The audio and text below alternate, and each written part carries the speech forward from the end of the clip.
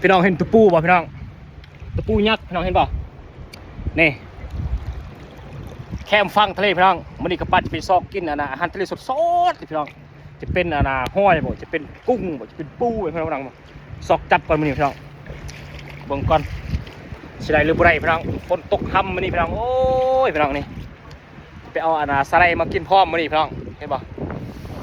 ไปเบิ่งนำกันพี่น้องว่าสิมียังแดเนาะในทะเลเนี่ยนะมันนี่กระปั้นกระตั้มเจียวส้มๆแบบแบบบ้านๆเฮาเลยพี่น้องกันเห็นห้อยแล้วมันจับมาแล้วก็มันสิจิกแล้วก็มันดูแบบสดๆเลยพี่น้องวันนี้นะลองเบิ่งดูมันจะเป็นแนวใดแท้โอ้จะข้ามไปได้ป่าโคตรหลายเลยพี่น้องป่าโคตรหลายเลยแผ่นโฮมนี่ก็กังบุยูพี่น้องลมมันแห้งโคตรลมมาจากทะเลเนาะพัดมาได้มันจะปิ้วคนพี่น้องเอามาทำกันพี่น้องโอ้ยเนาะพี่น้องอันนี้ก็เป็นช่องว่างเพื่อใหญ่ๆไปส่งสินค้าไปทางยุโรปพี่น้องก็ได้ผ่านมาเลยพี่น้องจะนั่งกับแคมฟังจะเป็นพวกสาวประมงก็จะดำรงชีวิตอยู่แค่นี้หาปูหาปลาไปขายพี่น้องบอกเลยว่าเศรษฐกิจบนนี้โคตรดีพี่น้องได้ขายดีประเภทปอกปลามีปลาลายลายชนิดพี่น้องสาไลพี่น้องเห็นปะ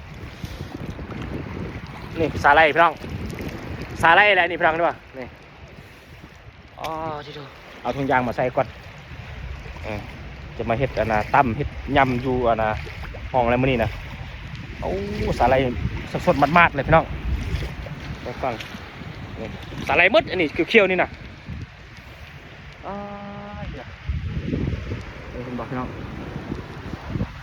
โอ้ยอันนี้เพื่อนพี่น้องมหาสมุทรพี่น้องเอ้ยเอาต้องเข้าไปแถวนั้นชิมีพี่น้อง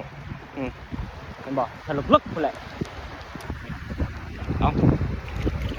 แกงดอกซูอยู่แล้วเป็นไงเป็นกันเว้ยโอ้นำแห้งขนาดพี่น้องโอ้บุกาปะทะพี่น้องบุกาปะทะพี่น้องเลยเอาจะเอาทางไหนวะกุ้งกว่านี้มันต้องเอาไปเอามองก่อนมองป่าจุดเราเดี๋ยวคันได้เราก็จะพาทุกคนเบิ่งเด้อเดี๋ยวสิอัปเดตอีกทีหนึ่งเนาะไปเอาไปเอามองก่อนโอ้สาไลพี่น้องเป็นตาแซ่บอยู่สาไลเห็นบ่นี่สาไลพี่น้องเห็ดดอกเห็ดยำพี่น้องเอ้ยจะเราจะไปเอาเห็ดดอกเห็ดยำก่อนตอนนี้ให้ทุกคนเบิ่งบรรยากาศก่อนเนาะเอาเตรียมเบิ่งกันพี่น้องจวด